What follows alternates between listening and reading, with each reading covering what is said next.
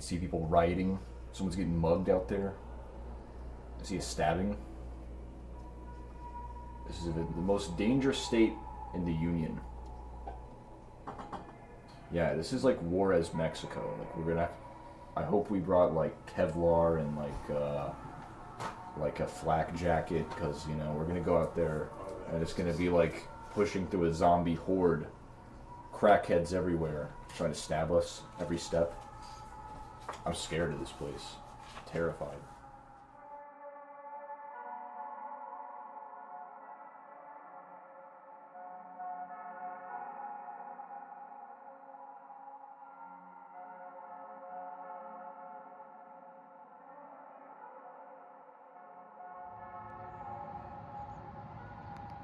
It's very foggy.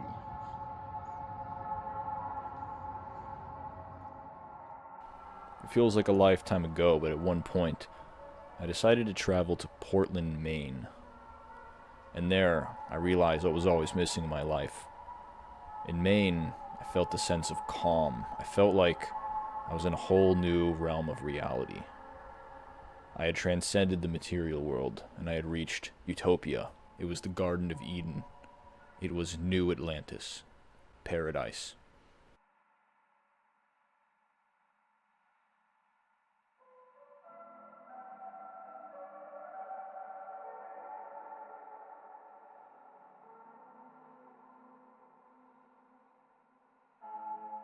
It's good to get out. It's good to travel. To experience the world as it is. To see all the attractions and the sights and sounds.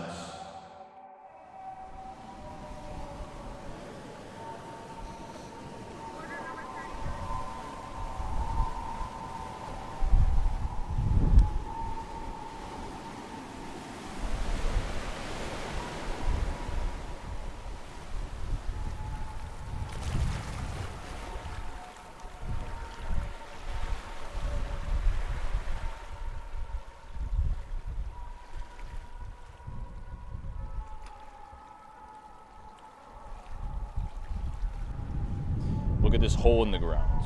What were you saying? Like some kid could just like totally fly off and like Oh yeah, just die right here. Little kids play around here. Here, let's swap. Hold this.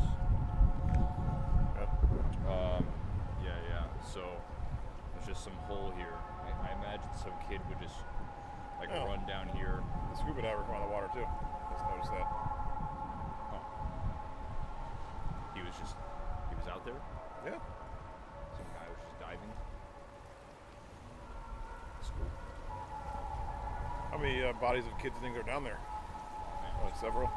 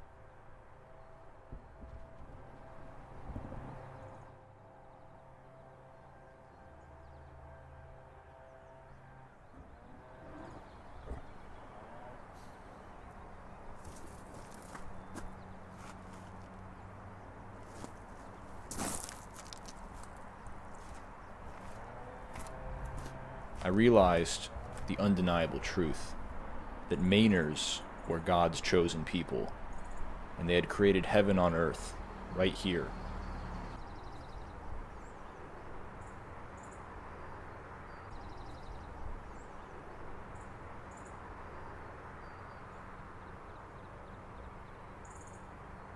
We had hiked up the side of a mountain. We finally reached the top after about a few hours, and at the top of the mountain, I felt like I could see half the state. I looked out and I saw all the little islands. I saw all the people around me, and I saw the town not far ahead. Bar Harbor it was. And I stood there. While I was there, the weirdest thing happened. A seagull came up to me. He started drinking out of a small pond. And I was just sitting there eating some trail mix, but this seagull, he flew up to me. Slowly he walked up to me. Slower and slower, and he got closer and closer to me. I was tempted to reach into my bag and give him a single peanut, but I resisted. I said no. But the seagull, he kept getting closer and closer. And eventually he was only not more than 3 feet in front of me. Here's a picture. And this seagull was just staring at me with his beady eyes, his scrawny little legs. He was close enough that I could reasonably reach out and just grab him, snap his legs like twigs if I wanted to, pluck his feathers. He just stood there, just looking at me, so close. After a while, he walked away, flew off. But the oddest thing happened. Not more than an hour later, my father and I, we hiked down the mountain.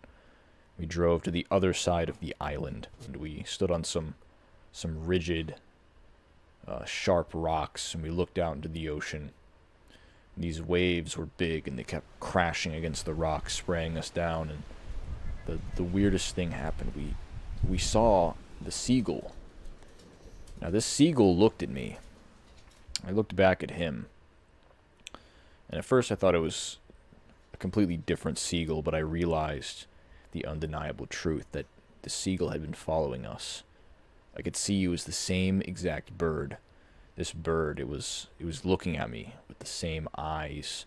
It had the same little bit of red on its beak. It had to be the same bird. It had followed us across the island. I began to panic. I took my father by the arm and said, "We have to get out of here right now." And we left in a hurry.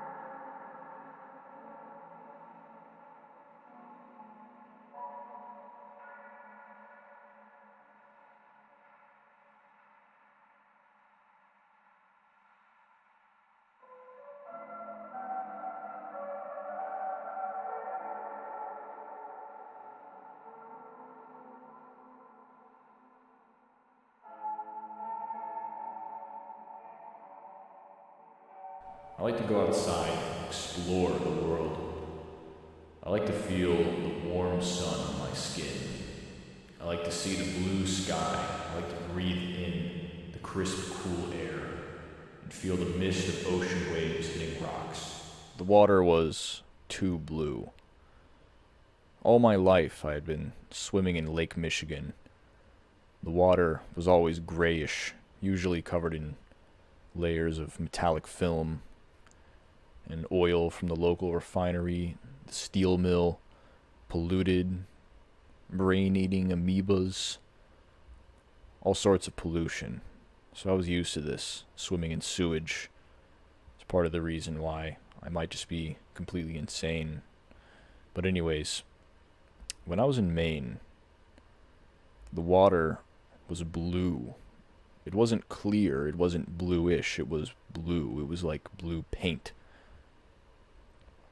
And this bright blue water, it scared me. I couldn't believe it. It looked fake.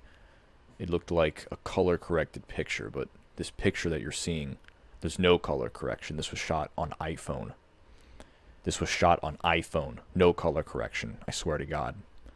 And this water was just too blue. It was too clean, but you could see right through it. You could see the bottom of the ocean. Being there, Bar Harbor, Maine, it was like living inside a painting. The water was too blue, so blue it looked like paint, but you could see right through it. You could see right through it. You could see the bottom. You could see all the lobsters and the oysters and the fish swimming around. The water was almost as blue as the sky.